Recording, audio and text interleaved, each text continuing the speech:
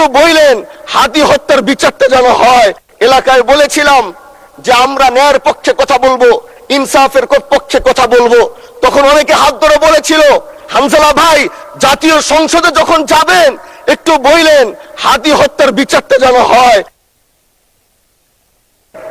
জি 2 minute বাড়ানো হলো, আরো বলেন। আজকে যে সন্তানটা ন্যায়ের পক্ষে কথা বলেছিল, ইনসাফের আওয়াজ দিয়েছিল, আমাদের মতোই যুবক মাননীয় স্পিকার, তিনি এই যে স্বপ্ন বলেছিল এক সুন্দর বাংলাদেশ করবার, রাস্তার ভিতরে সেই স্বপ্ন থামিয়ে দেওয়া হয়েছে। এই বিচার যদি না হয় তাহলে আমাদের মতো হামজালাদের নিরাপত্তাও রাস্তায় কেউ দিতে পারবে না মাননীয় স্পিকার। এজন্য আপনার মাধ্যমে আমি বলতে চাই হাদি হত্যার বিচার যেন সুনিশ্চিত করা হয় মাননীয় স্বরাষ্ট্রমন্ত্রীর মাধ্যমে। মাননীয় স্পিকার, আর একটি কথা, আমি আর বেশি লম্বা দীর্ঘ আলোচনা করব না। আমার এলাকার মাদক নিয়ে বড় মুশকিলে আছি, প্রশাসনের সেই সহযোগিতা আমি পাচ্ছি না। একদিক থেকে আমি নিজে মাদক বিরোধী সংগ্রামে নিজে রাস্তায় নেমে মাদকের বিরুদ্ধে আমি নিজে অভিযান চালিয়েছি।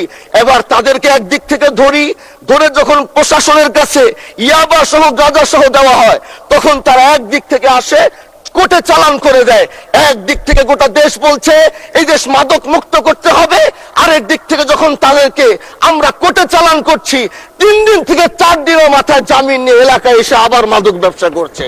এজন্য মাননীয় আইনমন্ত্রীকে বলবো, আপনি এই ইয়াবা গাঁজা যেই বড় বড় নেশাগুলো আমাদের দেশে বেশি সচরাচর চলছে, এই বিষয়ে আইনটাকে আরেকটু মজবুত যদি করবেন, তাহলে আমরা মনে করব আমরা এই দেশ আর এই সমাজটাকে আমরা হয়তো আগামীর বাংলাদেশ, আগামীর যারা যুবক, মাননীয় স্পিকার আপনার খারাপ লাগবে, যুবকগুলো গ্রামের তারা ধ্বংস হয়ে যাচ্ছে। আমাদের চোখের সামনে যখন একজন যুবক ধ্বংস হয়ে যায়, এটা অন্যরা মেনে নিতে পারলেও আমাদের পক্ষে মারা বড় কষ্ট হয়ে যায়।